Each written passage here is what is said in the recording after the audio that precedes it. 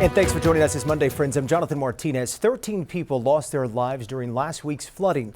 And tonight, their families still processing their devastating loss. News 4 San Antonio's Karina Hollingsworth spoke with the daughter of one of those victims who's left heartbroken as she remembers her father. Miss him.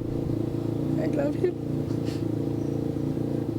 Just want to hug him. Those tears have been falling nonstop since LeeAnn Valdez first got the news. Her father's vehicle was swept off the road near Parenvital and Austin Highway when the street turned into a rapid river from floodwaters. Well, my dad was on his way back from work when he was in the flood. Carlos Valdez III was one of 13 who tragically died in Thursday's devastating storm. He was found that morning, but LeeAnn Valdez didn't know her father was one of the victims until hours later. It's just heartbreaking that he passed away in this flood. He was supposed to have a barbecue on Father's Day, not just for my grandpa, his dad, also for my brother because it was his birthday Sunday. And then to know that my dad passed away before Father's Day. LeeAnn Valdez remembers her dad as a vibrant, fun family man. She says these last few days have been unbearable for her, but she is pushing on in her father's memory. I'm hanging in there.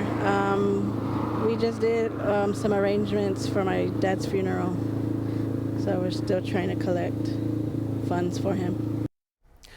Carlos Valdez III's sister was also in the car with him during the flood, but she survived. She said they broke a window to get out of the car, and 10 minutes later, she could not find her brother. Family and friends have started a fundraiser, which can be found on our website at news4sanantonio.com. Live in the studio, I'm Karina Hollingsworth. All right, Karina, thank you for that story. We also spoke to the family of 28-year-old Victor Manuel Macias Castro. They tell us he was going home following a 12-hour shift when his car was swept away near 410 in Parenvital. His girlfriend says Victor was a dedicated father and worked hard to provide for his family. In fact, she says that they were on their phone when he was swept away in that water. He says Victor spent his last moments trying to get back to his family. I'm gonna try to get back to you. It's just, I don't know, my car won't work, my windows won't go down. I'm gonna try to make it to the back so I can break the window. And I'm like, okay. And he goes, I love you, Jackie, I love you. And I hear him pounding on the window, and it's not, I don't hear it break. Victor's family says they're now working to raise money for funeral expenses. We have that information for you posted on our website, news4sa.com. Happening today, the city announcing they will review and analyze the flooding events at both Vital and Leon Creeks. It came in an email from City Manager Eric Walsh to the mayor along with City Council. According to the email, the analysis will include independent engineering and expert evaluation of what factors may have contributed to all the flooding. A damage survey of key infrastructure in San Antonio is also being taken. That'll help to estimate the cost of damage. Two San Antonio nonprofits inviting the community to come together for a candlelight vigil for those who lost their lives during the flooding. News 4 San Antonio's Taylor Wardenby joins us live with the latest on the efforts to remember those who were killed during the flooding tragedy. Taylor? Jonathan, good evening. The memorial for the lives lost growing here at Briar Glen Trailhead near Vital Creek on the northeast side. Now we've seen people coming and going to pay their respects here today. Now this week, San Antonio Aware and Prepared and Eagles Flight Advocacy and Outreach are inviting the entire community to support them and their families with a vigil.